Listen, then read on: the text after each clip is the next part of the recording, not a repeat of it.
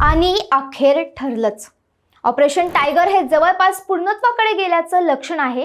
कारण ठाकरे गटाने व्हीप बजावून दिल्लीत बोलवलेल्या खासदारांच्या महत्त्वाच्या बैठकीला फक्त अरविंद सावंत, अनिल देसाई आणि राजाभाऊ वाजे हे तीनच खासदार उपस्थित राहिले.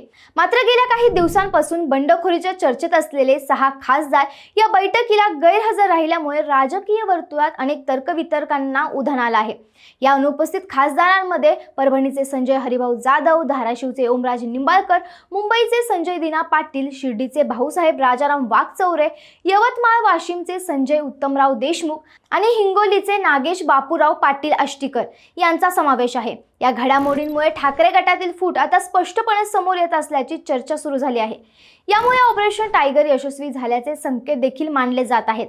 आता ठाकरे गट या खासदारांवर व्हीपचं उल्लंघन केल्याप्रकरणी काय कार्यवाही करतंय याकडे आता सर्वांचं लक्ष लागलं आहे.